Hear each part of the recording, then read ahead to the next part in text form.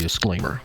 To the Pharisees and Karens out there. How dare you? All guests on this show do not reflect the opinions of the host. The purpose of this show is to have interesting conversations, stretch our minds, and grow.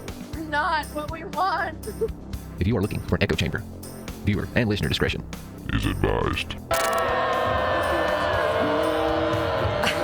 You talk about extreme.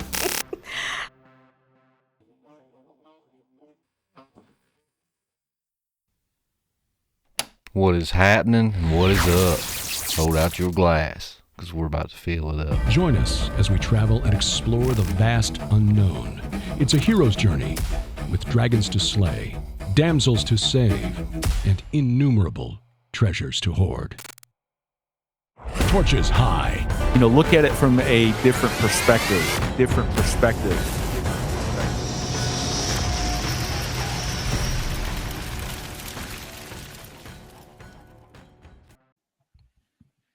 Welcome to the Occult Rejects. This episode, we got somebody back who hasn't been here for a while. It's very exciting.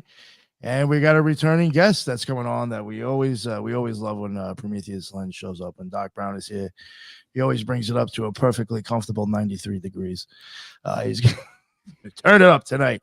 But before we introduce him, let's introduce the amazing Julia. What's going on? Cosmic Peach is back. How are you? It's good to be back. And of course, always love working with the good doctor. Can't wait to get into the show tonight. Hell yeah. Well, I'm glad to have you back. And do you want to plug any of your show? Or you got the baby going there? I'll let you want me to let Headless go? All right.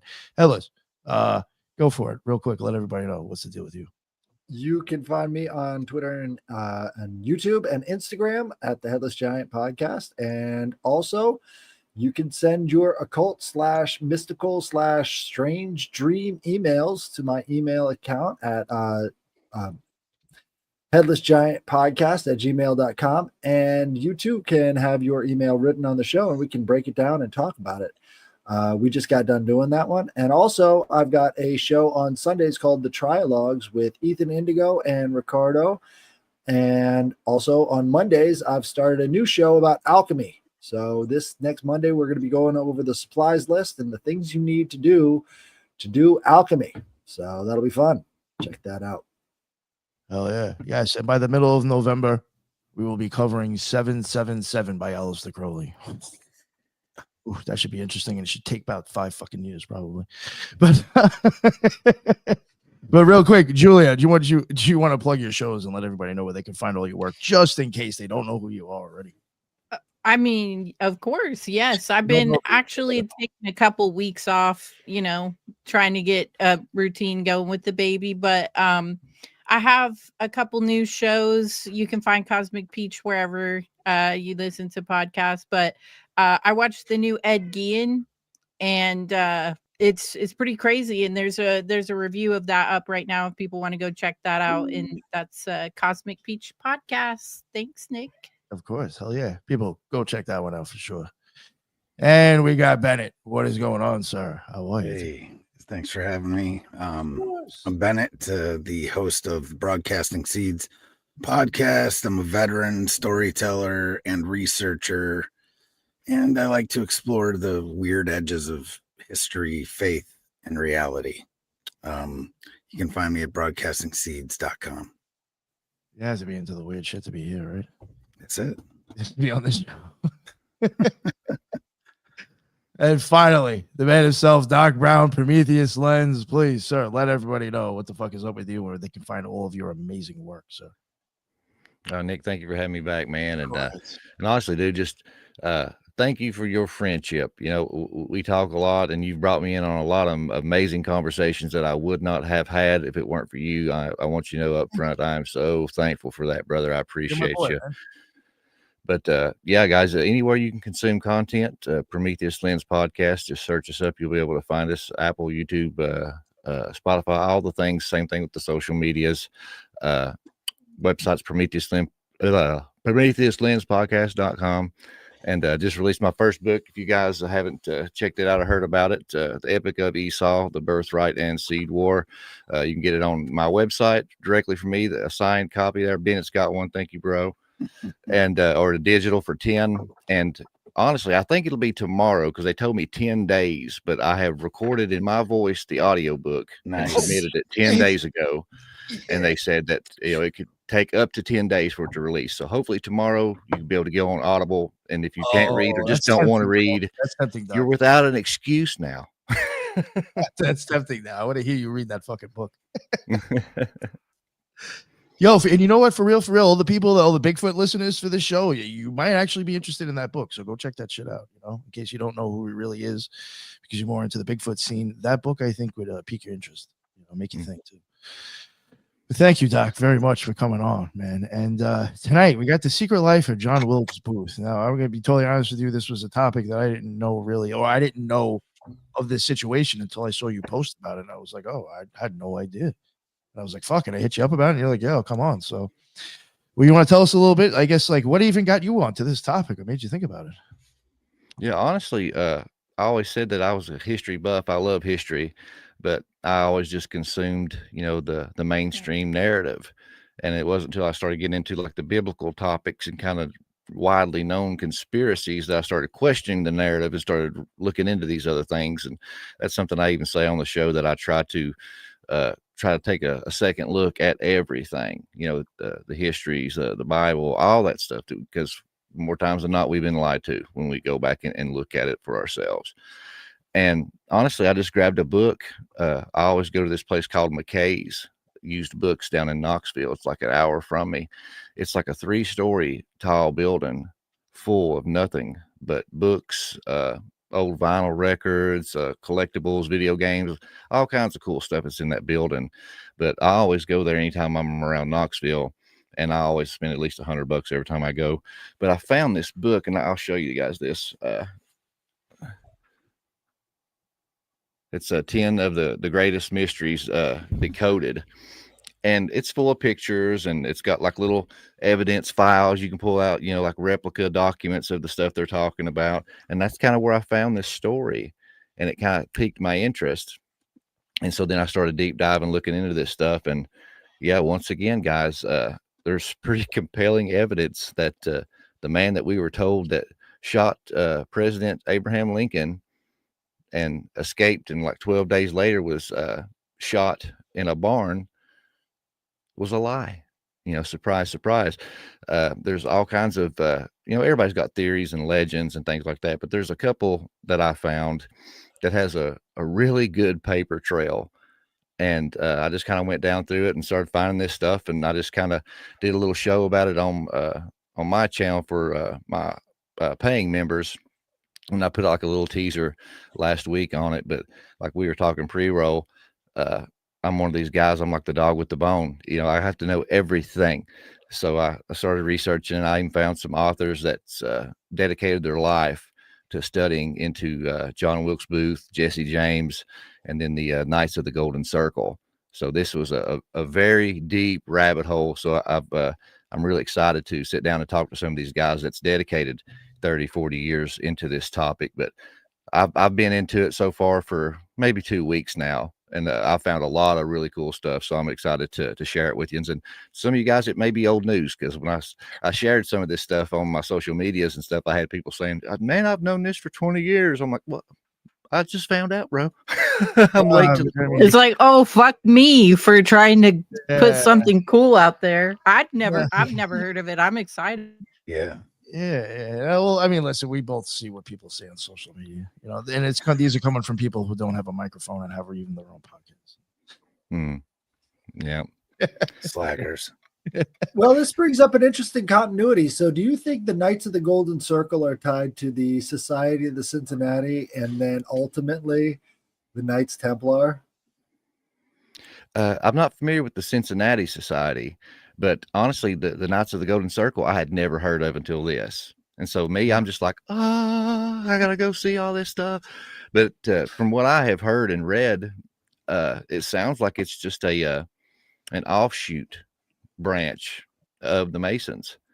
And also, it was kind of like a lot of the members, once the organization got quote unquote shut down, just kind of migrated into the Ku Klux Klan movement. But this whole thing was blew my mind. They're like it's a secret society, but what separates these guys is they didn't write their stuff down. They were extremely secretive.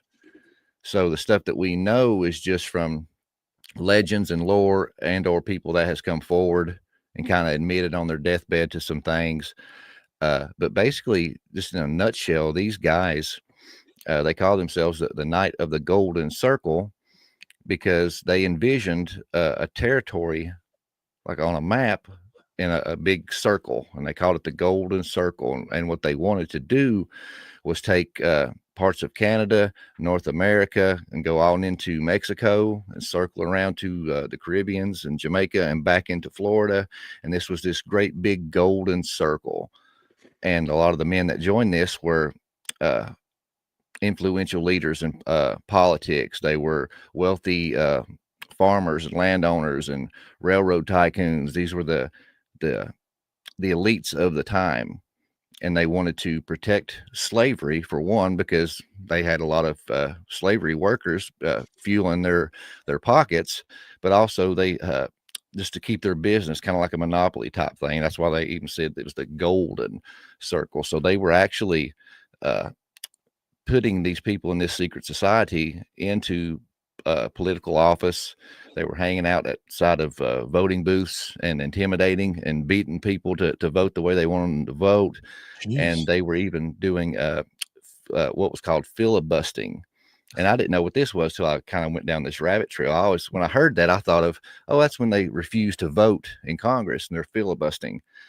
But what that term actually comes from is people, groups, gangs, whatever, would go and invade a country or town or territory and set up a colony and then basically just forcefully take it over. And that's what we done with Texas, guys. we moved in and set up a colony, and then we just kicked everybody out and beat them up and took their property from them. And they were actually in the process of doing this in Mexico, but all their plans kind of got thwarted because of the Civil War. And the Civil War threw a big wrench in all their plans. Well, in some ways, I think this was like the escape route for these Civil War major characters, is they wanted to set up sort of an alternate republical system within the Gulf of Mexico. And to me, it just sounds a lot like the Carthaginians, which had this sort of massive sea empire. You know, they wanted to have towns every 30 miles all the way around the Mediterranean and sort of set up this trade network. And so what they were looking to do is have that same sort of trade network, still processing and putting in these slaves and, you know, put them all over South America and just sort of take over the place from the coasts, which was, you know, kind of a popular thing to do, especially with the Freemasons. The Freemasons, anytime they would have an outpost in a colony or whatever, they would do the exact same thing that you were just talking about, the filibustering. They would make sure that nothing else could get in, and they were the only ones providing resources. It was, you know, monopolization. Mm-hmm. Yeah, 100%. And all these main political figures and these soldiers in the Confederacy and things like that, they used this Knights of the Golden Circle as like what's the word I'm looking for? Like what is it called when a snitch goes into protective custody? Yeah. They kind of use that. You know, this was a group that had a lot of money, a lot of influence, and they would harbor these people, give them money, send them to go hide out, and they protected them. And John Wilkes Booth was one of those guys. The witness protection program back in the Confederate States of America. Yeah. Oh, that's funny. But John Wilkes Booth, he was a member of it. The well-known Jesse James was in this group.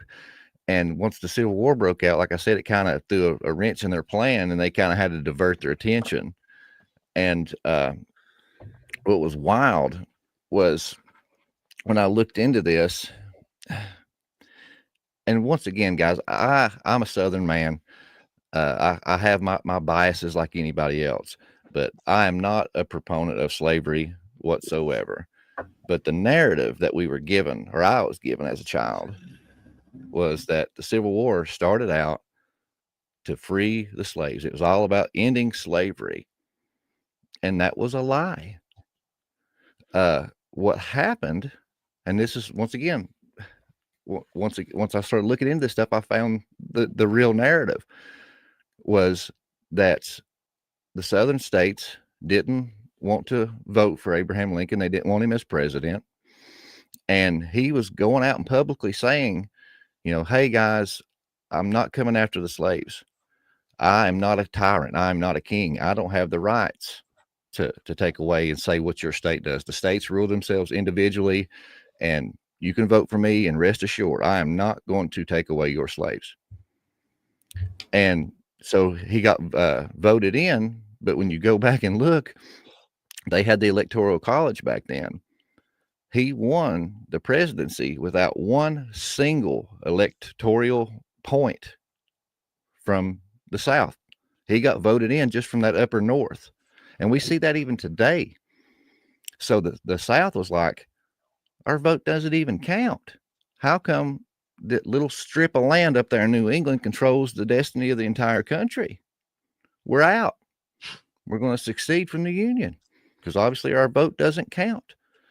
And that's what got it all started. And when you go to Abraham Lincoln's inaugural speech, he says it again. All my Southern brothers and sisters, rest assured, I'm going to stand by my campaign promise. I am not going after the slaves. I'm not a king. I'm not a tyrant. The states rule themselves individually, and I have no right to take those from you. So rest assured, you have nothing to worry about, because there was rumors of succession. But they ended up doing it anyway, and they were losing the fight. They were losing funding. They wouldn't get enough soldiers to sign up. I mean, they were losing. So then they drum up the narrative. Yeah, We're one of the big the slaves to get more people to donate and more people to sign up.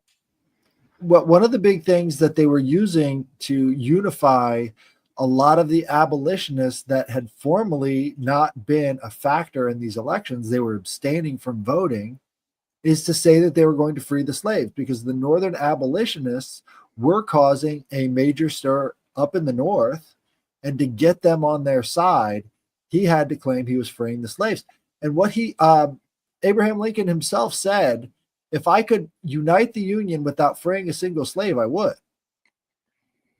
And so you kind of have to look at that narrative a little bit differently. He wanted total control over the United States. He didn't want there to be any balkanization. He wanted to have it as a single union. They were getting ready for their big push out west. He had to have everybody together. And that was a big factor in bleeding Kansas, for example.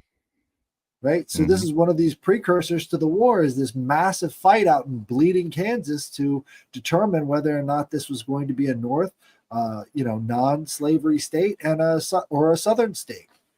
And, they fought it out there. And this was where John Brown got his big start. And it wasn't until, later on when he went up to West Virginia that you see another one of these big kickoffs for the Civil War, which was he was attacking a magazine. And he was going to free all the slaves. And in the process, he actually kills a black man. So as he's going towards the magazine, there's a black man there as a witness, and he's got to shoot the witness so that nobody gets alerted to the fact that they're about to take over this military site. So, John Brown's no hero. He was just a scumbag liberal like the kind that we have today. A lot of people don't realize that. Even the heroes that they say were on the North is just, there's not a lot there. Yeah, and a lot of people don't realize too is like the northern, settlements, colonies, what they used to be, they were a lot larger territories. And what did they do? They started busting up these large territories into smaller states, and they've done that to create more electoral college votes in their favor. That's why even today you look at a map and 90% of it will be red, or 80% of it, and you only got 20%, just a couple little blue dots here and there. Yeah, they take their candidate wins because New York they is created all these little states. If Manhattan turns red, whatever Manhattan is probably going to dictate the whole fucking state. It's fucking crazy. So looking at how it is in New York, you're like, this is fucked. And they're doing it now just a different way, but they're opening borders and bringing in all these migrants, and where they're saying, hey, we're the ones that let you in, you better vote for us. So they're creating more, so they can't bust up territories and make smaller states and create more electoral college points now. So now they have to flood these already existing states with migrants that are going to vote the way that they want them to.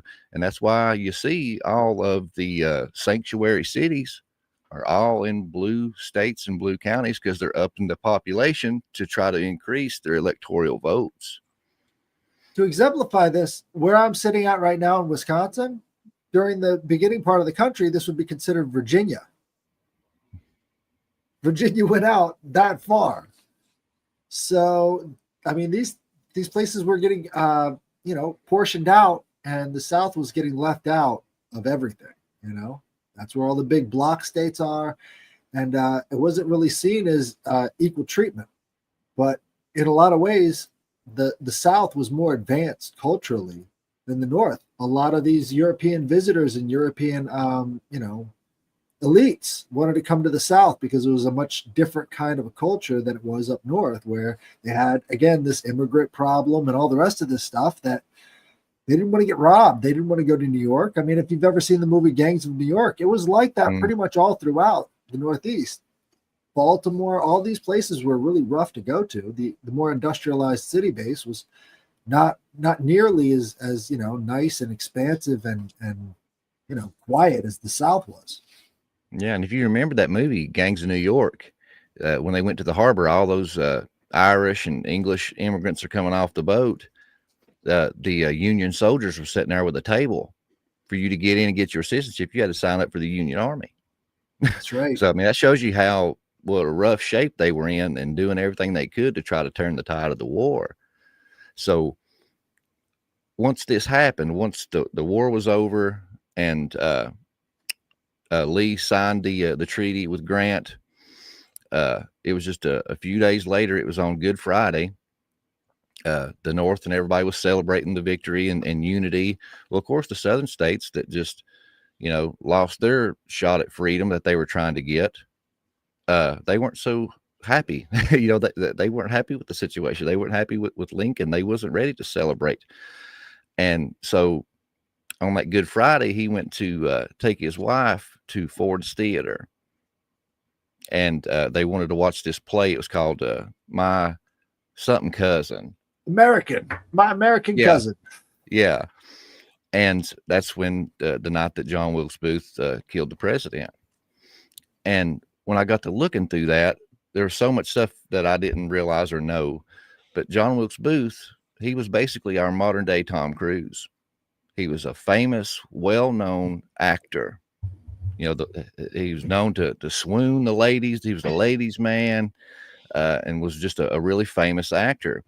And I didn't realize it, but he was so close with the owner of the Ford Theater that he even had his mail delivered there.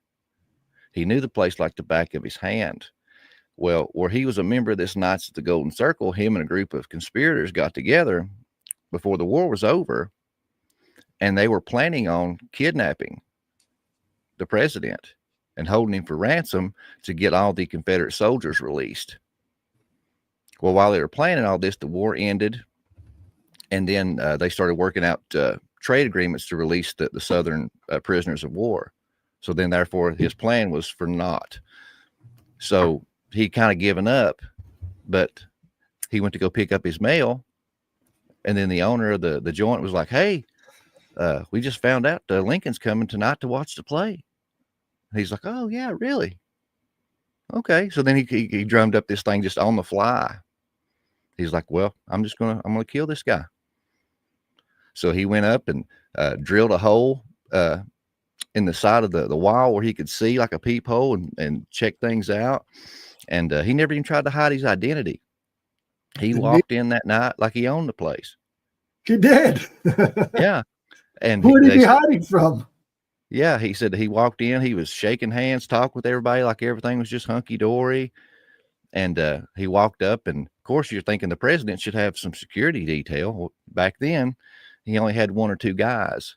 And on this night, they were a couple streets down having drinks with friends. And it says that he walks up, and he knew the play well. And in the third scene, there was this big hit moment where everybody starts laughing and makes a lot of ruckus and noise, he planned on going in and shooting him then. That way people maybe wouldn't hear the gunshots or notice it. But he snuck in the grand scene. He shot the president. Well, a nearby officer heard the bang and smelt the sulfur and busted in, and Booth ends up stabbing him in a struggle. And they're in this balcony. It's like 12 foot off the ground overlooking the stage. And so Booth, after he does this, him being an actor, he couldn't resist the chance for a final curtain call. He jumped off the balcony and landed onto the stage. But during his landing, he broke his leg. He broke his left leg. But he stands up and turns to the crowd. And of course, there's chaos going on. And he proclaims in Latin, thus to all tyrants. And he was quoting from Shakespeare when Brutus killed Caesar, because that's what he said. He said, thus to all tyrants. And then he took off, and there he had his a friend of his holding his horse and ready for a getaway. And so they ride hard. I think they said they rode like 14 miles and made it to this tavern where there he had food, supplies, and guns. Safe house. Yeah, basically it was like a tavern. That's cool. And so they got their supplies, never even bothered. Booth didn't even get off his horse because of his broken leg, but he couldn't resist to tell everybody that he just killed the president. He had to brag about it. And then he keeps riding down further south, and he's in so much pain that he stops and sees this doctor. I'm trying to think. It's I remember his last name was Mudd. Yeah, and the Mud House. I used to drive by that every day for work. Yeah. And so he went to see him, and he was a doctor that he had known and seen before, because when the doctor seen him, he knew who he was. And he reset his leg. He's not going south. They're looking for him in the south. That's where they assume that he's going to go. So where does he go? He goes up north and east, or north and west. So he wasn't, playing along with the whole trope. He was going to find a different way to get back to the south, because obviously they had headed him off at the pass. But on the way out there looking for him, they find this guy named John B. Guida, and he was a Italian-born Jesuit that was a dead ringer for John Wilkes Booth. And they kind of knew each other too. And so this is giving me a lot of vibes like the Kennedy assassination, right? Because they had that a police guy who they called JFK because, he was a dead ringer for him. There was also multiple Oswalds. That's another thing that people talk about. There's multiple Oswalds. Like somebody saw him running up the stairs. Another person saw him like by the grassy knoll. Another person saw him like whatever. There was like multiple assassins. They all looked the same, and they were all Oswald.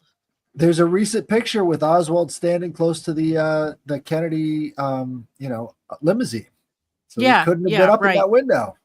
Right. So that's where like the multiple Oswald thing comes in. So there could possibly have been like multiple John Wilkes Booth, to throw people off the trail. But, it's interesting to me with this whole Knights of the Golden Circle thing, and then quoting Shakespeare, and, Lincoln was doing seances and shit at the White House. It was conjuring shit.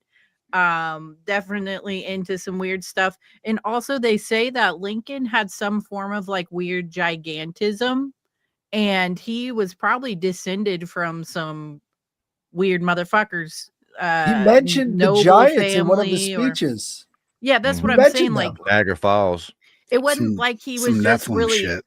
Yeah, right. Nephilim shit. It's not like, he was just a really tall guy and he liked to wear these top hats that made him look like a fucking magician. No coincidence there.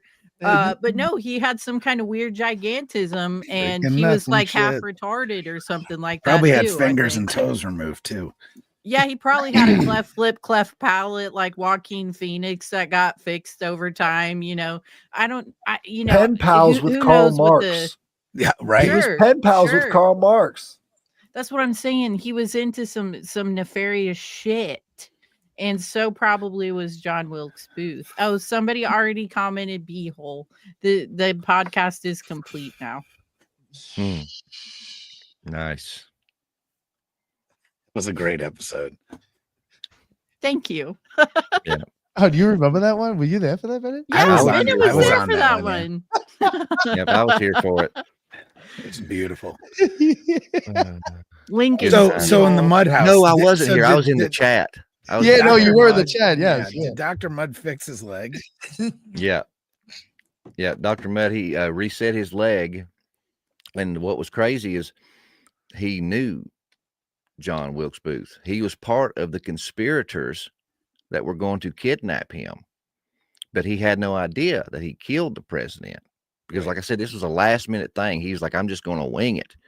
And like Headless said, you know, he kind of went north for a little bit before he started going Into south. Maryland, right? They Yeah. went into Maryland first. Because he was panicked. He was freaking out. He's kind of playing it as he went along because it wasn't planned. This was a spur of the moment thing. And so the doctor reset his leg, let him stay at his house. And he went to town the next morning and he seen the Union soldiers and everybody talking about, oh, the president was just shot last night. And he was just like, oh my God, he did it. He did it. So then he goes back and he's like, hey, I'm not going to rat you out, man, but you cannot stay here. You're going to, implement me in this. You got to go. So they pack up and they take off. And then here's where they go to that farm. What was the name of that farm? I got it in my notes, but It was the Garrett Farm. Garrett Farm. Yeah. And the way the mainstream Tobacco narrative, the mainstream narrative is that they go to this barn and they stay with this family for 2 to 3 days. And even when I first heard that, I was like, this is a guy that just killed the president. He's on the run.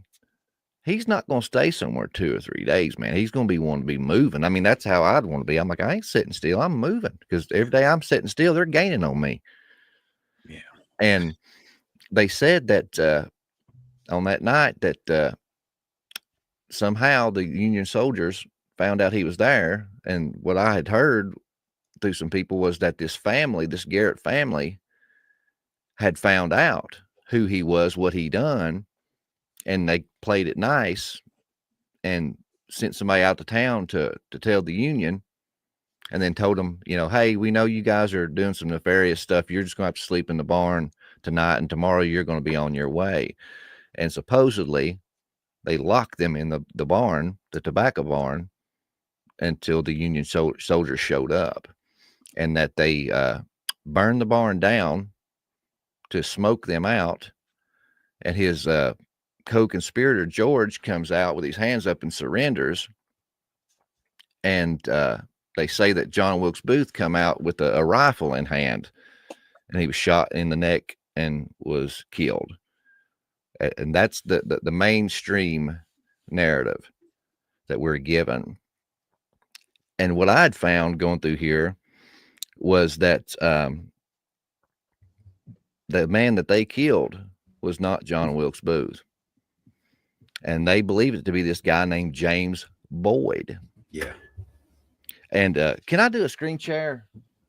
Sure. Yes, you can. I wanted to show you guys this picture of this guy. That way people can kind of just see the comparison here. Let's see. Is that the plus button share? Yeah. Yep. Share. Now, there's something to be noted here about the tobacco barn, because tobacco barns are classically all open, right? They have to let the air circulate around the tobacco so that it can dry out properly, and it takes about a year for it to dry out. So these things are open all the time. There's no way that you can lock somebody in a tobacco barn, because all they'd have to do is slip out one of the open ports that are open all the way around this thing. So yeah, there was hundreds of doors and they were all on hinges, and they swung open to let the breeze in to air the tobacco out. And this guy right here, this picture, this, believe it or not, is not John Wilkes Booth. James William Boyd. This is James Boyd. And you cannot tell me that this is that dude's doppelganger, bro. Yeah, they look a lot alike. And then some people want to say, well, if this is the man they killed, how did he wind up in the barn with that George guy? Well, they interviewed all these different soldiers that helped them cross the river and to get to this farm and set him up there. The Unions found him and beat him and questioned him till they spilled the beans. This Boyd guy was a Confederate soldier. He also was in the Knights of the Golden Circle, and he aided Booth into crossing the river and getting him a ferry and setting him up with these Garretts. And when Booth went to pay him for his services, for helping him, he realized his wallet was missing. And he told Boyd that he had left his wallet on the ferry, that if he would go and retrieve his wallet for him, he would pay him even more money if he'd bring it back to him. So they go on to the barn, and Boyd goes to retrieve the wallet and the money. Well, during this time, they said that Booth became anxious and didn't want to stay there. And George didn't want to go with him. So he went on his own. He left. Well, while they were waiting for him and he took off, Boyd returns with the wallet and the money. And it was late at night. He had nowhere to go. So he stayed in the barn. And that was the guy they killed that night. And this guy's a dead ringer. And when they took his body to I can't remember the name of it. It was some kind of military ship that there was a doctor there. And they took him there for an autopsy and examination. And the doctor was Frederick May. This guy, Frederick May, was a physician of Booth. And just a year or two prior had removed a growth from the back of his neck. So he knew him well.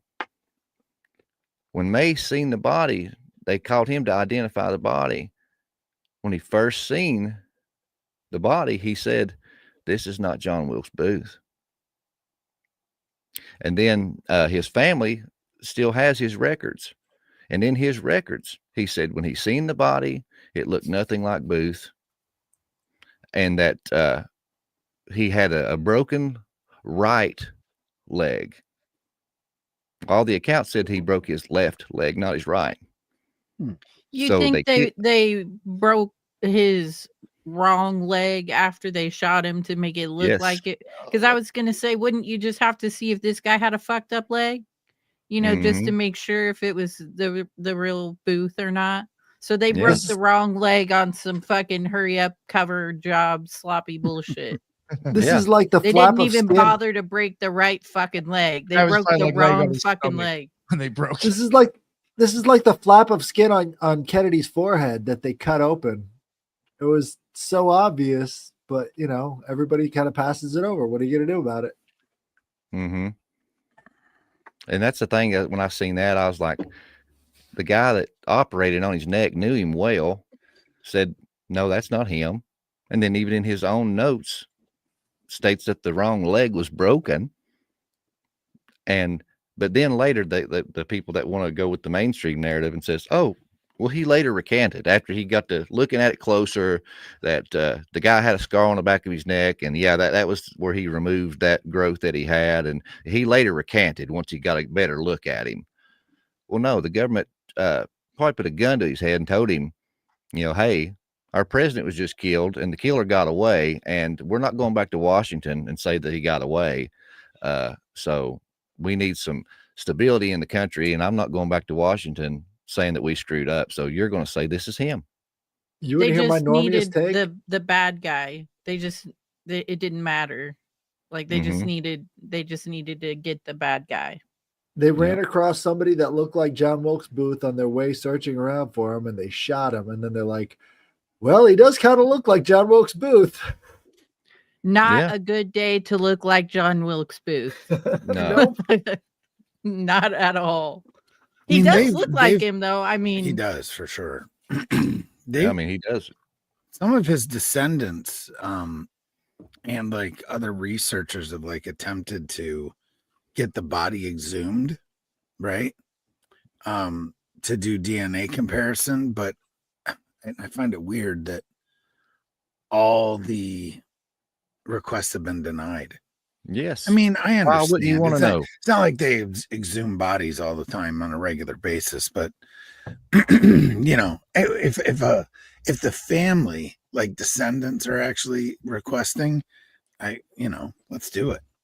Yeah, and they actually have a piece of the spinal, the vertebrae of the cadaver that they killed, that they believe is John Wilkes Booth. It's put up like in a museum or archive somewhere, and it even has the bullet hole through it. And they even studied that, and they said that the guy that in their reports that shot John Wilkes Booth was like 5'4" or something like that. He was a short guy, and that Booth was like 6 foot. And they said, so when they shot, the guy examined that vertebrae and said it was at a 20-degree downward angle. He said, there's no way that guy made that shot because he's shorter than him. It'd have been going up instead of down. This is like the argument I make for the fake Paul McCartney. How the fuck did he gain like 3 feet? The real Paul was like super short, you know what I'm saying? And then the accident happened, and then he like all of a sudden was 6 foot tall, and people, don't know that because how many times do you fucking get to meet Paul McCartney? He's not just going to be at Walmart one day like, oh, you're super fucking tall. When did that happen? Nobody, the general public is not going to know that. He puts those things in his shoes. Okay. You know what I'm saying though? It's like with this cadaver thing. It's like the real John Wilkes Booth is super fucking tall, but this body that they found is like 5'2", right? But the general public is not going to know that. Nobody knows how tall John Wilkes Booth is. Like that's like obscure information. Yeah, and when I got to looking into that, like I said, I found a couple of theories that show that he lived, like 40 years after this incident. Yeah, till like the 1900s.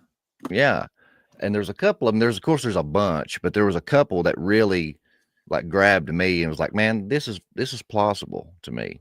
And a lot of people got to wrap their minds around the 1800s, man. There was no internet, there was no telephone. All you had was eyewitness statements on people and drawings of wanted papers. News didn't travel fast. It would be very easy for you to fake your death and slip away into oblivion. Oh yeah, and I think Joseph very Smith easy. Yeah, people did it all the time. And this guy, what I found. Oh, I'm sorry. Well, I was just gonna say, do you know like if or what he like changed his name to or like anything like that? Yeah, there was several. And like I said, the one that I found that I thought was really compelling was right here. It says that a 90-year-old woman, this is, hundreds of years later, but it says this 90-year-old woman named Janita Kelly. She was a living relative of Louisa Payne, and she decided to spill the family secret. And she said, quote, my grandmother's sister married John Wilkes Booth, but they were already married when he revealed his true identity. And she went on to say that the name Booth was going by at the time was John St. Helen. And says shortly after they were married, Booth came clean to his wife, Louisa, and she was so flabbergasted, being the Christian woman that she was, she demanded that they go back and remarry and refile under the correct name. And according to Franklin County, Tennessee, their court records show in the marriage registry that John Wilkes Booth married Louisa Payne with his signature on it, matching from February the 24th, 1872. And that's 7 years after the supposed assassination. Pussy will do that to you. Make you go back and fucking redo your name after you've assassinated the president. Like, come on. Make you come out of hiding for that, right? Right. Come on. Yeah. And when I seen that, I was like, oh my gosh, okay. So then I followed this thread because it was in Tennessee. I was like, oh man, this is home court here. I got to kind of look this out. But it said that this was a closely held family secret until Kelly came forward. When she was asked why she was coming forward now, she said, it was not talked about outside the family. She said, but I'm coming forward now because I'm 90 years old. And besides, all the people that would have gotten into trouble over it are long gone now. So after they got married, they moved off to Memphis to start their new life together. And it says that Louisa became homesick after a few months and that she wanted to go back home. And that Booth told her, well, go ahead, go on in front of me. I'll stay behind. I'll work a little more, save some money, and I'll come back to Middle Tennessee and we'll buy some land and build a house and we'll start our new lives together. Just go on ahead of me. And so she goes back home, but Booth never returns. And he ends up going to Texas, according to this storyline, and befriends this guy, Phineas Bates, who's a lawyer. And his great granddaughter has his records and the family stories that he befriended this John St. Helen and that he becomes sick. And on his deathbed, confessed to Bates that he was John Wilkes Booth and he wanted to come clean before he died and wanted him to know. Well, he ended up making it through the night. He didn't die. But when Bates went back to check on him, he was gone. He packed up and left. And they said it was a few years later that Bates had seen an obituary in the, I think it was Oneida, Oklahoma paper. And it had the name of John St. Helen. And it matched his, how old he was and everything else. So he wanted to see if this was him. So he travels up to Oklahoma and goes to the mortuary where he was being held. And the mortuary said, oh, are you his family? He's like, no, I believe he's a friend of mine, but I wanted to come and be sure. And he said, well, come and identify the body because nobody's come forward to claim the body or identify it. So you're the only person we got. So come look at him and verify who this is. And Bates went in and he said, without, any kind of second thought or hesitation, that this is John St. Helen. And then when he got to talking to some of the people that, found his body and everything, that he, once again, thought he was dying and confessed to the people there that he was, in fact, John Wilkes Booth and that he supposedly killed himself by drinking arsenic. And the arsenic, they didn't know what it was. They just thought he died. They found out later because when they embalmed the guy, mixed with that arsenic, it petrified and mummified him. So it perfectly preserved him, froze him in time. And nobody would take the body, so it was given to Bates. And Bates takes it home and puts it in his garage. And then he tries to even sell it to people. Yeah. That's interesting with the dead motherfucker in the house. Yeah. And he tries to sell the corpse, the mummy, to people and says, oh, this is the famous John Wilkes Booth. And he even almost sold it to Henry Ford. He priced it to Henry Ford for $1,000 and he almost bought it, but he backed out last minute. So Phineas Bates dies with this petrified mummy in his garage. So what when the he died, fuck? yeah, his wife tries Something to about sell the it. name Bates, man. Yeah, exactly. And she ends up selling it to a traveling carnival, like a freak show. Shit. And this body toured the United States, and you can see it for like a quarter, all the way up till like the 1970s, and it suddenly disappeared, never to be seen again. Man, Yeah. They strung lights up on him and decorated him like a Christmas tree. Yeah, right? Like, what the fuck? Yeah. They 25 cents. Come see the John Wilkes Booth who faked his death and lived many years after. So he was mummified, sold to a circus, but we're not allowed to dig up the cadaver body. Like, Right. how is this okay? How is it okay to have a human mummy in your house and sell it to a circus, but we can't exhume the grave? Like, what the fuck? This is so sacrilegious, anyways. Are we sure this isn't the myth of Osiris? Are we getting a little bit of Masonic mythology here? Because this is sounding really strange. Like almost like each one of these phases are planned out and mythologized in some way. So what did they do? Like after the circus act or whatever, they just used him for like firewood or something? Like did they ever bury the corpse or what? Disappeared. They don't know what happened to it. Disappeared equals firewood. Maybe. Yeah. They grounded him up and turned him into toilet paper or something, right? So wipe somebody's bleeding butt. Peach. It wasn't cocaine in that White House when they found it. That was actually John Wilkes Booth's body all ground up, and they were sniffing it. Bastards. That'll get you high every time, but it'll give you a pain in your left leg for some reason. Yeah, not the right one. The left. Not the right one. Yeah. That's the twitch. Ooh. Yeah. And another one that I found that was really interesting was that he supposedly stole the identity. So this was modern day identity, or I misspoke, ancient identity theft, but he stole the identity of an Englishman. And let me go down here and find his name. John St. Helen.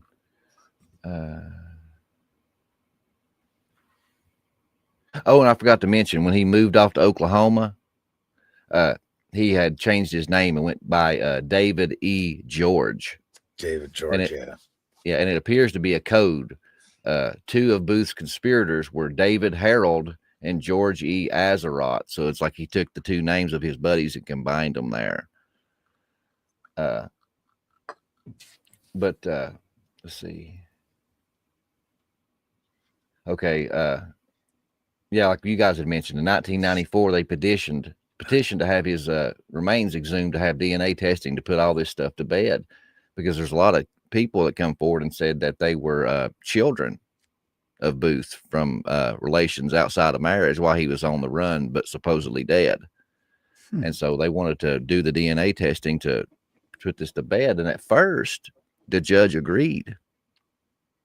And then later, someone unknown petitioned and talked to the judge, and then he changed his mind and he pulled the whole thing being done.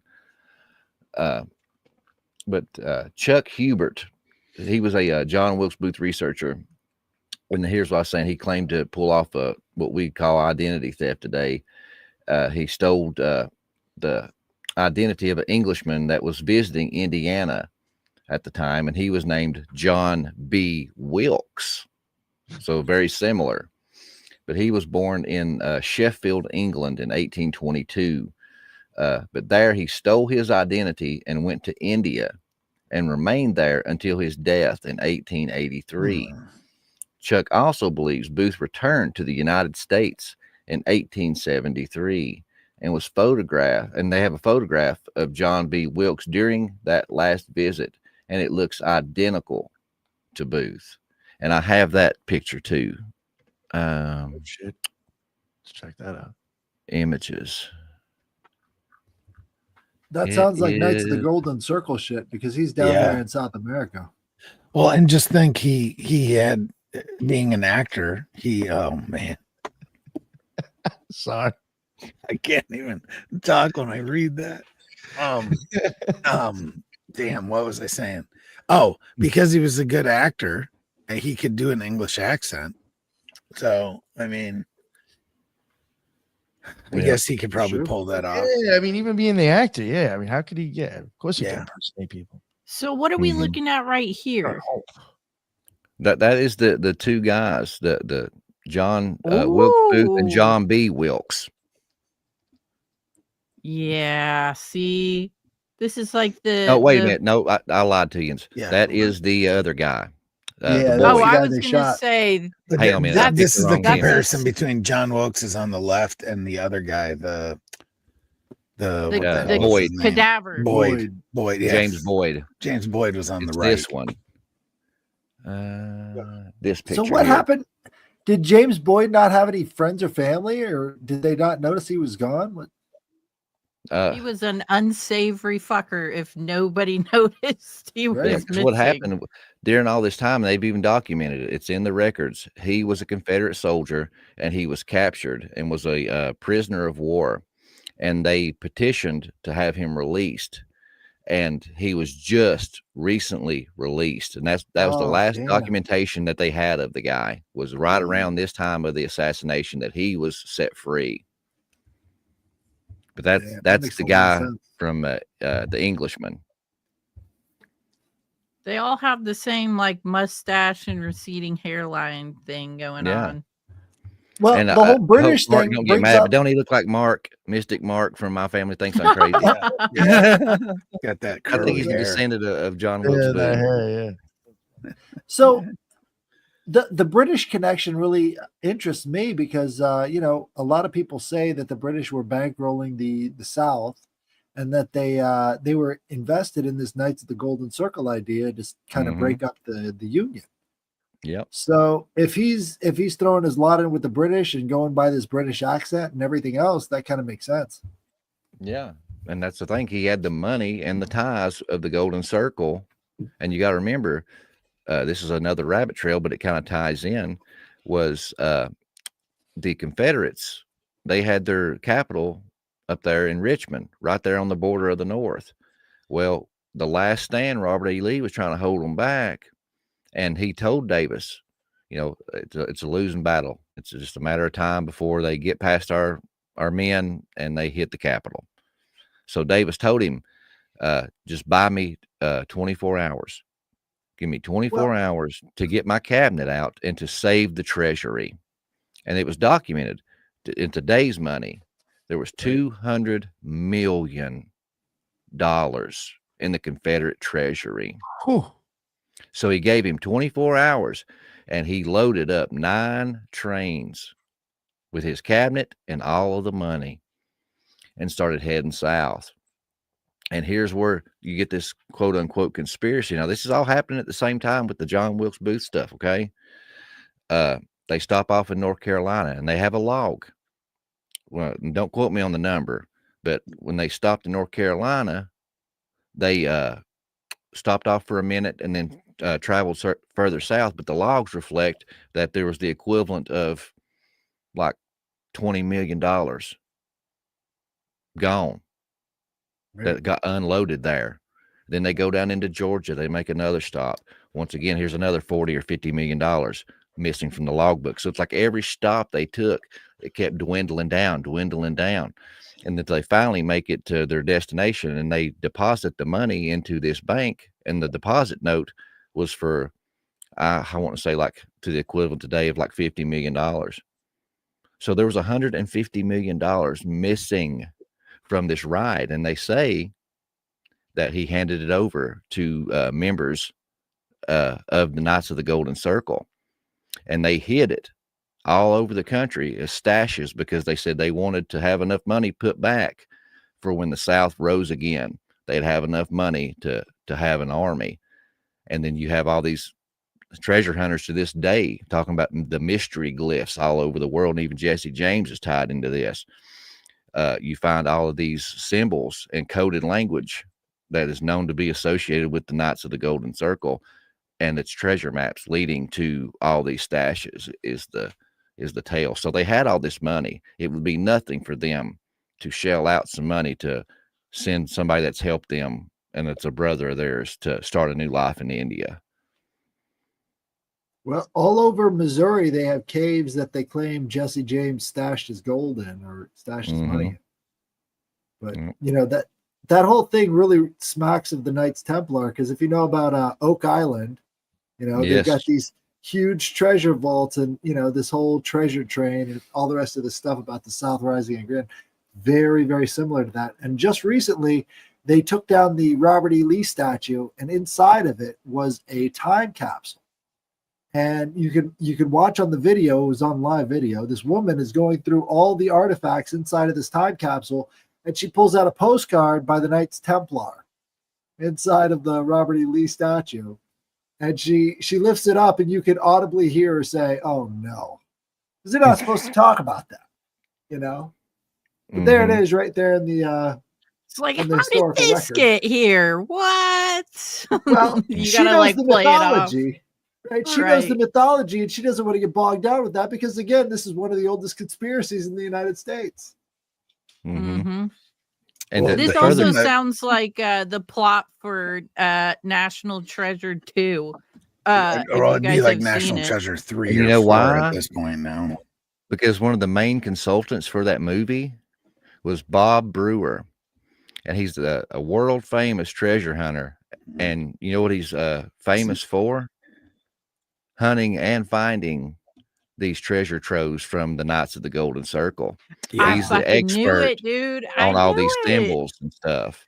And That's so why- National that's Treasure why- reached out to him, and he was a consultant for that show. Well, you've got, so Well- you brought up Oak Island. The guys in Oak Island were also looking for the one of the stashes of Confederate gold that allegedly sank in Lake Michigan, like some of the barges or something. So that's a pretty crazy one. There was a deathbed confession and all kinds of stuff going on there. It's a crazy story too. Anyway, They call them sentinels because the money they give the troves to these guys, and they call them sentinels, and they were to guard this with their life. And then when they died, you know, or was close to dying, they would have to pass it to another sentinel, which was their son or something like that. And you know, it's a good possibility that some of these kids would be like, I don't believe it's junk, or I ain't doing that. And they wasn't thinking, you know, because when they were making these carvings in these stones and in these trees, because they'd done a lot of them in trees, it's been, you know, 100 years, 150 years. Those trees that were once eye level are now way up here, and you can't even see them anymore. Right. But to corroborate that whole story with him going to India, there's a lot of people that say, oh, well, you can just make up anything. But there's a document trail with that one also. When he died in 1883, this was 18 years after his supposed death, he was executed in India for a crime. But before they killed him, they allowed him to leave a last will and testament. And in the will and testament, I'll read you some of the stuff here. And I kind of told you a little bit about this pre-roll. But in his will, it says $25,000 to Ogarita Rosalie Wilkes. And it says in quotation, natural heir of my body. She was Booth's daughter by his wife, Izola. Then these another names, man. another $25,000 to Mary Louise Turner. And it says in quotations, natural heir of my body. This was the daughter of John's mistress of the time of Lincoln's murder, Ella Turner. And then it says $1,000 a year to Henry Johnson, quote, a free Negro to whom I owe my very life. Johnson was Booth's personal valet who helped him escape up to Harper's Ferry in West Virginia. So why would an Englishman living in India care so much for all of John Wilkes Booth's wife's, girlfriend's, daughters, and valet? Yeah. That's a good fucking question. Uh-huh. I have a question too, though. How do we know that they didn't set this whole fucking thing up for the other guy to get shot instead of him? Like, that was part of the plan all along. And Boyd, or whatever the fuck his name was, just didn't know it. He was like an unwilling participant in his own death kind of thing. Yeah, it could have very well been. Because you know what I mean? It's like, for him to have this life Sacrificial after. lamb. Well, yeah, because it's like he went on to live this kind of exotic life. You know, he's going here, there. He's married to this person, that person, changing his name, going to India. It's like it was set up for him to get away, basically. Mm-hmm. Yep. And that's Which, the thing. by is, the like, way, get these I secret don't societies think, in. right, but it's like with Oswald, I don't think the body that's in the casket that they buried and said this is Oswald, I don't even know if that's actually Oswald, and it's just like some dude that they fucking killed, and oh yeah, we got him, guys, we shot him, he's dead. Like, they fake a lot of this stuff. Even going back to, you know, Civil War days, I still think they were faking people's death and shit and fucking covering stuff up. So, I mean, just saying. Good to use blanks for that. People. And it was proven on a lot of them that they were faking their deaths back then. Because, like we said earlier, you know, it was very easy during this time. Easy. Jesse James faked his death like 6 times. Yeah, one thing I keep coming back to is how lit it would be to be on a conspiracy podcast in the 1870s. I mean, holy fuck, dude. They had all the good shit back then. Did you guys watch Abraham Lincoln Vampire Hunter? I did. Oh, parts of it, yeah. It's quite entertaining. Movie. I liked it. It's quite entertaining. Yeah. You telling me? It's a fucking Nephilim president, man. That's it. But like, tearing shit up with freaking vampires. What we don't know is part of the John Wilkes Booth story is that they were actually all hunting fucking vampires. Yeah, could and, be, right. You know, I actually really like that movie. Every time I ask somebody if they watched it, they ask me if I'm retarded or something. Like, it's like, why would you even watch something called Abraham Lincoln Vampire Hunter? But it's actually really good. And actually the cover is really cool with him sitting in that chair. Right. Yeah. And he's got like his axe and shit. Oh, yeah. But chopping yeah, down. I think that he did live a double life, though. I don't know if he was a fucking vampire hunter, but I do think he led a double life. Lincoln did. I think that this whole thing probably. There were rumors. He likes spent it 6 in years. his giant Nephilim beehole. He just likes to get it plugged with. We always come back to this. He spent 6 years sleeping in the same bed as another dude. So you telling me it wasn't gay? Give me a break. Didn't their son die? It was just a sign of the times, headless.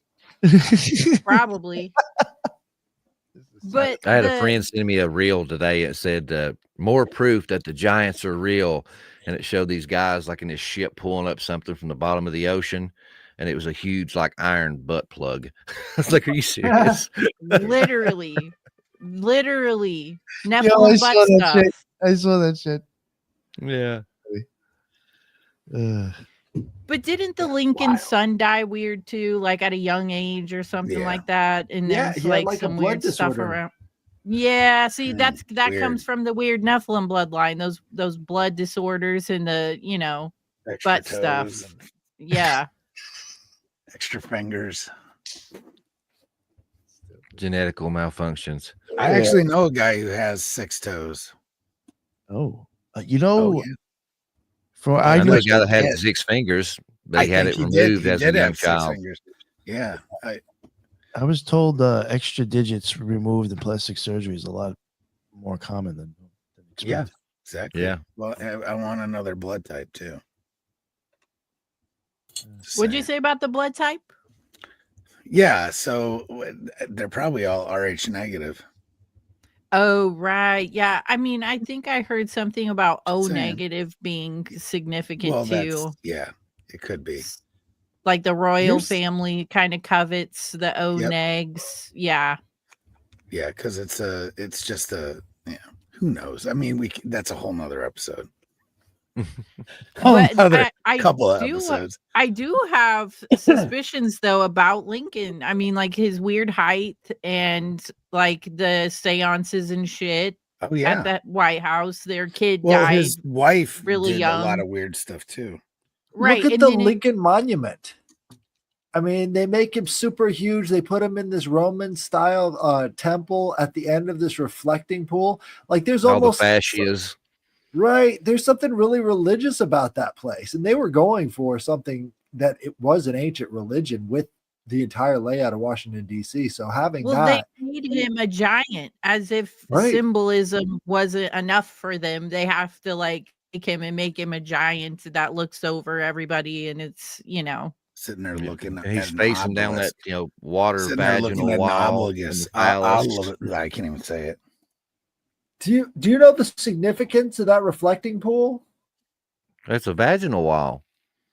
Well, it could be, but yeah, there's high level goddess magic going on there. So during the ancient Roman days, they had this place called the Diana's Mirror, right? This was the district for Diana. And they had this big reflecting pool. And this is talked about in James George Fraser's Golden Bough. This was where they would have the Golden Bough ritual, where they would have the death of a king ritual, right? And so Diana Nemorensis was the name of the goddess there. And this Diana Nemorensis ritual would take place where a escaped slave or, you know, some other prisoner would go to this grove and then pull a bough off of the top of the tree. And then the old king of the grove would have to fight this new guy, and whoever killed the other one would become the new king of the grove, right? And what we see in Washington, D.C. is we've got this statue on top of the Capitol building, which is highly emblematic of kind of this Diana Artemis character, right? So we've got Diana Artemis right there on top of this, you know, Isis's belly, right? In front of the Washington Monument, which is clearly a penis. And then you've got the great big old reflecting pool right there, which is part of this Diana Nemorensis ritual with the sacrificed king of the grove at the other end of it. Wow. I've not heard that.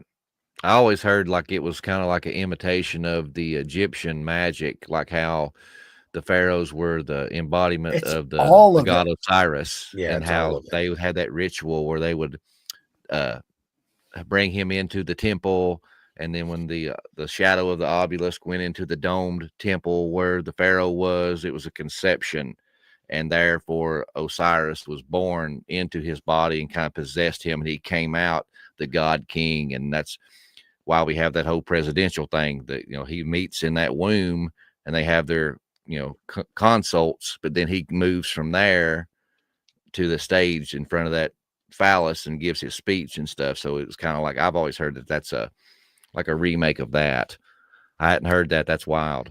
In this book, The Golden Ass, this is a 2nd century Latin sort of like a pulp book that they had fiction back then, right? So this is really old. It goes back to that time period. They still have the cults of Isis and Osiris active in the 2nd century, right? So this stuff was not foreign to that time period that they're depicting in Washington, D.C., right? They had all of those cults sort of merge into organizations like the Freemasons, the Knights Templar, all these other, you know, sort of secret societies kept that stuff moving. And those are the people who founded America. Mm-hmm. Yeah, and then there's all that stuff like, of it all. Ooh. So do you somebody think like Lincoln actually was assassinated too? Like, just in my opinion, my humble opinion, you guys can disagree with me, I think a lot of this stuff even back then is like fake and staged. I mean, literally an actor shot him, you know what I mean? It just makes me wonder if he even is dead at all, because there's like this, he became like almost like saint-like after his death, and Honest Abe and all this, and he was actually like a pretty unsavory motherfucker. Like, he wasn't like this stand-up guy that he's made out to be, but in death he's kind of like become this you know, Honest Abe, and he was so great and all this That's stuff. everybody, is like, though, honestly. Once you die, yeah, you become for famous. sure. You're so great then, you know. Right. Well, that's But the yeah, point. no, That's the point of the ritual, right? Mhm. Is it makes everybody sad, and it lionizes the victim, and it changes the trajectory of history, you know. And if you have you ever heard of King Kill 33? This is a popular one back in the late 70s, but I think it was all about how the Freemasons were the ones who killed Kennedy, going along with this King Kill 33 ritual, which comes directly out of The Golden Bough by J.G. Fraser. So they're talking about that back then, and then you look at the architecture of Washington, D.C., and how it matches up with all of these different factors that are going on, like especially the Virginia flag. Right? You've got this woman with her breast exposed. She's standing on top of a guy saying, "Thus always the tyrants." And that was made way, way, way back in the day. But like that same sort of spirit is carried through this assassination. There's a definite callback to some of the, earliest times in American history, going through these different characters. Yeah, because that's exactly what he said. Look at these two assassinations, right? Lincoln and JFK. Before JFK, and there's a quote by Lyndon B. Johnson, and he was like, "Oh, we'll have those N-words voting Democrat from," you guys know the quote, right? Before that, it was like everybody kind of held Lincoln up as this like savior of the slaves, and he free, and it was like everybody vote Republican because he's the one who freed us. And then it was like JFK also assassinated, and then Lyndon B. Johnson's like, "We'll have those N-words voting Democrat from here on out," or something. It's like some weird cultural shift, but both are marked by huge assassinations that like changed history forever. So are they really dead? I don't know. Is it like an agenda to like push narratives and make people saint-like, because JFK is also like saint-like after he died? Both of these events are also accompanied by communism. There's a lot of Marxism that goes in and around these characters. Like, Lincoln was writing to Karl Marx. Like, this was the start of what Marxism was, is their whole exchange back and forth. And then what we see in the 1960s going on with all the hippie movement and all the communism and liberalism then, these are revolutions that are taking place. We're just seeing from the outside instead of looking at the whole picture. Yeah, a lot of people don't realize that the Civil War, like I said, it wasn't over slavery. It was over a kingly tyrant force. There was one section of the country with a bunch of rich elites that was controlling the destiny of America, and the southern states stood up and tried to rebel, and they squashed them back into submission. I told a buddy at work, I was talking about this. I said, imagine if you had a girlfriend and you guys were together and happy, and all of a sudden she comes home and says, she's unhappy, she doesn't want to be with you anymore, and leaves. That's kind of what happened here. But then the boyfriend goes after her, smacks her around, blacks both of her eyes and bloodies her mouth, knocks a few teeth out, and drags her back home. And now we're going to live all together peacefully and happily. Fort Sumter. How does that work? Right. Well, I think what really kicked it off was Fort Sumter, because they're saying, look, you can't have this Union fort in the South. This has got to go. Yeah. And they didn't want to go. And they're like, well, you got to get the fuck out of here. So they attacked Fort Sumter back before Abraham Lincoln, and nothing happened. So they thought they could do it again and nothing would happen again. But that's what kicked off the whole thing. And, people were out there at Bull Run actually picnicking over the battlegrounds, because they thought, oh, well, this is just going to be a short thing. We'll go out and see the battle and it'll all be over with soon. But it wasn't. And it just kept escalating and escalating. People didn't want to believe that it was actually starting, Yeah. The Civil War, that was the death of the Republic as we know it. Yep. States' rights are gone. So John Wilkes Booth's descendants or whatever, he had some kids, right? Like, how do you... Like, did they know? And if they knew, how do you even tell people that? Like, you go to school and you're like, my daddy killed Abraham Lincoln. Like, how do you keep that a secret? I mean, do you think that they knew? I think that it was just, that was, information didn't travel so far back then, but that was, big news, the president, in the Civil War. So I don't know if they just went to homeschool or what, but definitely the descendants were not proud of it. Like the great grandchildren, that was something that was like the family secret and taboo. It was but if you think about it at the time, they were probably like kind of,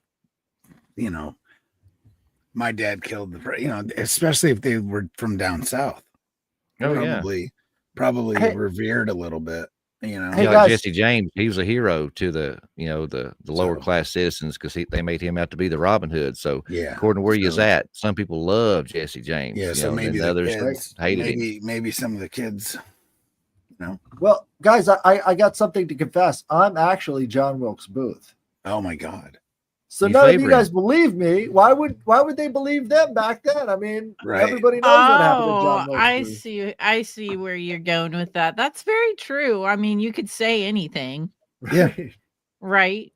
Like, it's hard to believe that, especially back then. It's not like there was a conspiracy theory podcast you could listen to. If somebody said, like, my dad's John Wilkes Booth, they'd be like, okay, what kind of Talk crap are about you and on? then started screaming about bee holes. Right. Which I've seen a documentary and somebody threw up the possibility. They said, well, what if, or how easy would it be? John Wilkes Booth in the South was a hero to a lot of the Southern people. And he was already a famous actor. He was a handsome guy. They said the ladies just kind of swooned over him, that he had, these dark eyes and could, manipulate people and kind of put a spell on people. He was just, really a charismatic guy. How tempting would it be for a young man to go down south and tell some girl that's totally out of his league, be like, hey, you may not realize it or not, but I'm kind of a big deal. Yeah. Kind of a big deal if you didn't know it. Knock up a bunch of girls and leave town. And they're like, oh, yeah, I met John Wilkes Booth. I had his baby. Yeah. Who's reading the medical report that says that he broke the wrong leg? Those things were that's kind what of I'm obscure back saying. then. May. That's what I'm saying. Robert May, I think was his name. So somebody in the comments that? Somebody made a comment about Pascal Beverly Randolph. Boom.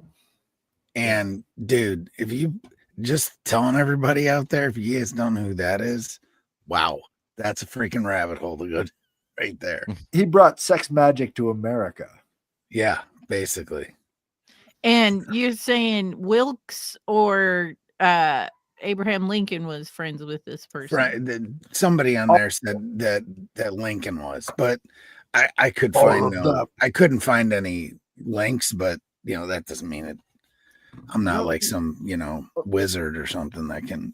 Well, he went on to make Beverly Hall, right? Beverly Hall up in Pennsylvania. Yep. There's definitely some overlap there, but whether or not they actually knew each other, I don't know. But there's definitely some overlap, especially when you get in that they were in the same circles. And I mean, both Lincoln and his wife were deeply curious about spiritualism and stuff like that because of the tragedy with their son and other shit. So, I mean, like I remember reading somewhere that his wife, well, I think one of you kind of alluded to it, but I've not looked into it, but I've heard more than one place that she was kind of witchy. She was known to do like seances, contact the dead and all that kind of stuff. Really, because she was trying to contact their son, I think was a lot of the driver force, but that's all it takes, man. But Lincoln was also known to have like prophetic dreams as well. That's another story that I see in there a lot. And I think there's a story of him having a dream weeks prior to his assassination that he was going to get assassinated and how it was done. Like he dreamt it. He was at his own funeral. And he was asking people about who was in the That's casket. what it was. You're right. Yeah. It was Davy Crockett, the famous Tennessee pioneer, you know, from my state. I did a show with Dr. Judd Burton a while back, and I did not know this, and I felt ashamed because he was from my state. But when I was writing my book, he was like, hey, did you know that two of your pioneer heroes from Tennessee had Bigfoot encounters? He said Davy Crockett and Daniel Boone had one. And I said, no, I didn't. And he did a show with me, and he was saying that Davy Crockett, when he went to Texas to fight at the Alamo, on the way there, he said that a hairy, humanoid human, that's how he described it in his letter, because he wrote a letter back home and described this hairy, covered in hair human, approached him and spoke with him and said, Davy Crockett, go home, go back to Tennessee. You will find nothing but death here. And he actually wrote that in his letter and sent it home. He said, maybe I ate some bad meat or something, but I saw this. And then he went on to Texas to die. This is what a lot of Native Americans say about the Bigfoot, is that they're messengers, right? And whether or not you're scared of them or not determines on whether or not you're going to get the message. So what they'll say is if you bring a Bigfoot encounter to a Native American, they'll be like, yeah, what did he tell you? You're like, tell me. No, he was just scary and I ran away. But Daniel Boone's having the experience where he didn't run, he was calm, and then he gets this message that was a prophetic vision. So like we probably don't have the Bigfoot thing in perspective at all. Yeah. Hmm. Well, I mean, there's it- so many stories Be sure about to pick up natives. the Epic of Esau. Yeah, Okay, I'm done. right. Shameless product placement. So there's tons of stories from, I mean, dozens of native tribes that talk about them trading and communicating and whatnot with, nothing. You can't describe it as other than Bigfoot, but they were in tribes. And they just called them, they were another tribe that lived in the area. So, I mean, Forest people. Yeah. Feral giants, ain't that right? Feral Bennett? giants, right? I think So- they're probably a lot like how people depict the Mothman being some kind of harbinger of doom and a messenger of whatever. I do have to say though, and call me an asshole, but I was listening to this like conspiracy radio show the other night, and there was this old guy on there, and he was like, "I've been to a Bigfoot wedding, and I've seen Bigfoots give birth, and and it's like I'm sitting here." The host of a conspiracy podcast going, this guy's on fucking crack. Like, there's no way he's like going to Bigfoot weddings and like there's too much. There's like a line There's like your for bullshit me. meters. It's right. redlining. Because when you tell somebody you have a conspiracy theory podcast, they're like, oh yeah, like Bigfoot and like Area 51 and stuff. And I'm like, actually, that's like the least that I ever talk about ever.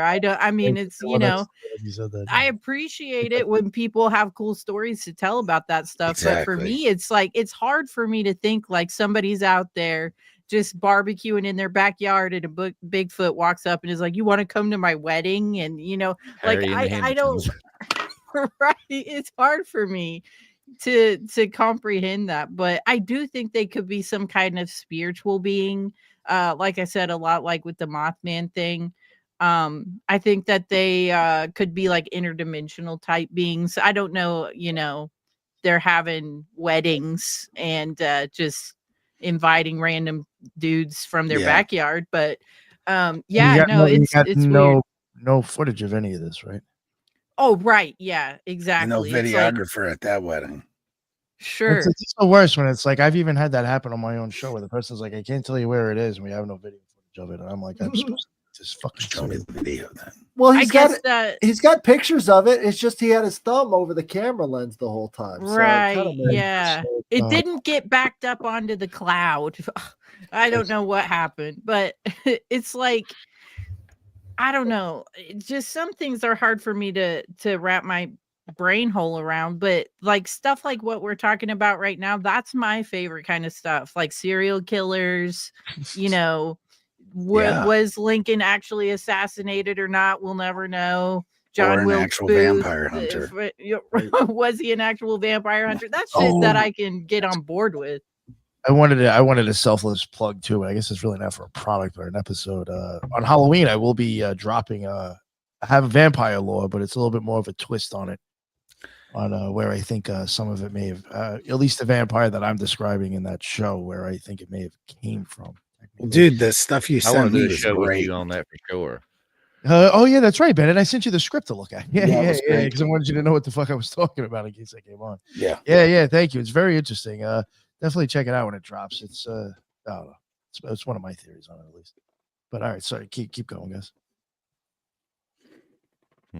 Was there anything else you wanted to add anything, Doc, or were you pretty much? No, that was just kind of like I said. I just found this, like 2 weeks ago, and I'd found those two stories and kind of how it correlated with the Knights of the Golden Circle. But I am diving deeper. Like I said, I've met this guy. Name's Dan. He has researched nothing but Jesse James and his 73 aliases and his connections with the Knights of the Golden Circle. And I actually, he said he'd come on the show and talk with me, but I talked to him on the phone just last night. We talked for almost 2 hours, man. I love this dude. He's right up my alley. We're in the same lane on a lot of stuff, but he even told me last night, you know, which I don't know the story behind it, but I'm just going off what he said. But he said, yeah, I looked at your channel because I sent him an email, and then he gave me his number. He said, I seen on your channel you recently done a show on John Wilkes Booth. And I said, yeah, I did. And he said, you know how he really died, right? I said, I've heard a few stories. I said, one sounds pretty promising. I said, I wonder if it was the Oklahoma arsenic poisoning. And he said, that's what I believe it to be. He said, but he didn't commit suicide. And I said, huh? And he said, Jesse James poisoned his drink. He said, because the Knights of the Golden Circle knew that the Union and everybody was close on his tail, and he was about to be apprehended, and they were afraid he was going to squeal. So they sent Jesse James, because he was there in the area, to go and kill John Wilkes Booth. Put like, arsenic in his drink and turn him into a fucking mummified, you know, Cheeto puff. Mm-hmm. I'm sure that wasn't part of the game plan. Traveling freak show, right? Carney. Who knew Wilkes Booth was a carny? Oh, there's a story because I lived in Oklahoma for like 13 years, and there's this story.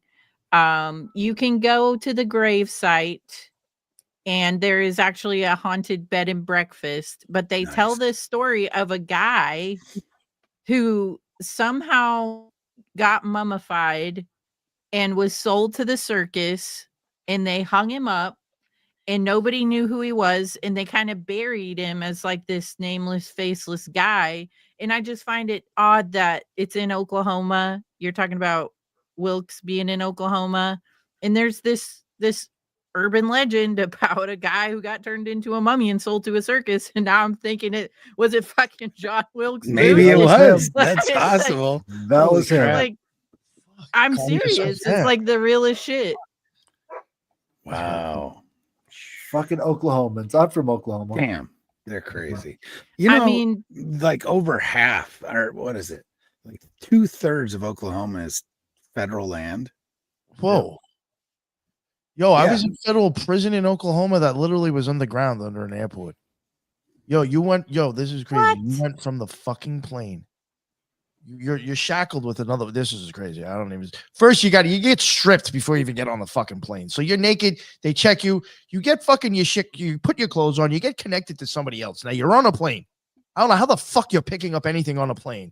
You go on a plane. You fly to Oklahoma. You get off the thing and you go straight into the fucking ground. Nothing. You're not touching anything, and you still got to get fucking stripped again. How the fuck did I pick anything up? From where? You just want to stare at beeholes. Yeah, that's right. That's part of the ritual. You got to bring it back to the beeholes for you. You got to see the beehole. You got to spread it too. Wild. And it is just there's the inside job, man. Because even the conspiracy with Billy the Kid, you know, supposedly the guy that captured him planted a gun in the outhouse and then left to go gather the gallows wood. And then when Billy went to the bathroom, he suddenly had a gun and killed the guy watching him and escaped. So maybe they thought somebody give you a razor blade to put up your butt. Oh my God. But how do you put an entire gun in your beehole? Like that has got to be, I think I'd rather shoot myself with it first than put it in my beehole. 25 autos, those little Colt 25 autos, they're like that big, you know, maybe. But do you put it in sideways, or do you have to like, how do you, I'm just saying that sounds like desperate times. Yo, how do you think that's some kind of fresh fucking hell? Yo, for real, Julia, how do you think in Spreadle Prison they get some of the cell phones in there? My God, is it like an iPhone 15 or is it like a Galaxy Note? It's an old flip phone. I'm thinking, but I mean, still, what the fuck? Yeah, I don't know. I mean, that's just so like crazy to me. You know how much money that is? Well, I mean, still, I wouldn't do it for that. What, like a flip phone? It was a BlackBerry. Probably hundreds. How the BlackBerry slid open and just got wider. Oh. Quick, somebody call me. Yeah, right. Fucking on vibrate. Don't vibrate. What we don't know is right before John Wilkes Booth got mummified, he definitely had some stuff shoved into his beehole. But we'll never know about that because he They got were using petrified his and sold to the corpse. circus. They were Yeah, using his This whole corpse to conversation smuggle just gold. went south. Mhm. No pun Yes. intended. Yes, it did. We're there. Knights of the Golden Circle. Oh, you know what thing I was going to ask? Brown Golden circle. Knights of the brown circle. Knights of the Golden Balloon Knot. That's all, folks. Yeah. That's a place to wrap it up. I actually had a serious question. I would fuck this all up. And only because I think we've had a guest come on about this before. I could be wrong. Did you ever hear of Knights of the Golden Horseshoe? I've not. Yeah, I wonder if there's a connection. That's actually pre American history, because that was the Knights of the Golden Horseshoe came from the College of William and Mary, right? Yeah, So it's the OSS. Or whatever. Was like that. I gotta get him back on. They went over the mountains. They got really drunk, and then they came back with these little pendants, and people have been searching for the pendants ever since. Right. Yeah. Yeah, no, I think we had a guest on talk about that. Yeah, before. So Washington, Virginia conspiracies. I love Virginia. Yeah, so what popped up was the Knights of the Golden Horseshoe were a real but largely symbolic group formed in 1716 by Governor Alexander Spotswood in colonial Virginia. This is the initiation ceremony for all these different dudes. This is the start of reinvigorating the Knights Templar in America, I think. Because again, Knights Templar, the horses, Knights of the Golden Horseshoe, these are the distributed artifacts from that expedition. Sounds very Templar. All right, yeah, but I think we'll wrap it up there, though, if you guys are all right with that. Actually, and to plug it real quick, too, if anybody's going to be in Arkansas, Saturday and Sunday, there's a paranormal expo there. It's at in Little Rock, Arkansas, at some museum, military museum. 2 floors, 2 days. Come check it out. The Cult Rejects will have a booth there. I'll be doing interviews and shit. I'll probably be recording some of the speakers or whatever. We're doing interviews with them. Come check it out if you're in the area. It's for 2 days, and if you really want, and I know I've said this before, it's worth $10 in itself. Saturday at 2:00, there will be grown-ups actually doing Bigfoot calls, so you can come down and check that out for a good laugh. And then you can come and check me out and kick it with me. I'll smoke one with you if you come. So come on down if you're around. And that's enough out of me, and I will let everybody start plugging their show and all that. But Doc, thank you so much, man, for coming on. Like I said, I didn't know anything about this. Julia, I'm pretty sure she was telling the truth when she said she didn't know anything about it. I think this was really interesting, and I really liked it. And I definitely think the viewers did too. Doc, why don't you let everybody know, please, where they can find your amazing show? All right, well, thank you, brother. I appreciate the opportunity to come out and talk, and I appreciate the panels and having the back and forth. And even when we derail, I enjoy it thoroughly. I've smiled so much tonight. My face hurts, guys. So thank you. I needed that. But if you guys enjoyed that and these type of conversations, I'm doing them 2 or 3 times a week. Just check me out anywhere you can consume content, YouTube and all the fine things. Just search up Prometheus Lens Podcast. Once again, the website, PrometheusLensPodcast.com. Pick up a copy of the Epic of Esau, Birthright, and Seed War. And hopefully Friday, the audiobook will be available on Audible. So fingers crossed. But thank you. Awesome. Thank you so much, sir. And Bennett, let everybody know what's up. Bennett from Broadcasting Seeds Podcast. You can find me wherever podcasts are listened to, YouTube, Rumble, the whole thing, or broadcastingseeds.com. Thanks. Oh, of course. Thank you, sir. Appreciate you coming on, man. And the Headless Giant. You know me, you know where to find me. I'm the Headless Giant, and it's great to see you again, Julia. Thank you for coming on. Awesome. And last but not least, Julia, please let everybody know what's up with you. If you haven't found me yet, you never will. And I will say this, I'm picky about what podcasts I listen to. Obviously, I listen to the Occult Rejects, but one of my favorite shows is the Prometheus Lens podcast. I really love the topics you choose to cover and, your perspective on everything. I had no idea about this stuff tonight. I learned a lot. I think the listeners did too.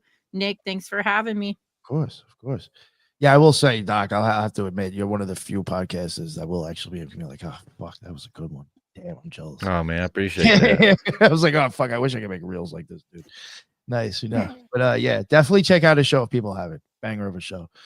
Thank you all for coming on. I really had a great time tonight. It's a really good laughs. And again, I mean, that was all new to me. So I appreciate it, Doc. It was awesome. And everybody in the chat, that's what's up. It seemed like everybody was here commenting, was here from the beginning to the end. That is what's up. And I really appreciate it. And until the next one, everybody be well. Later.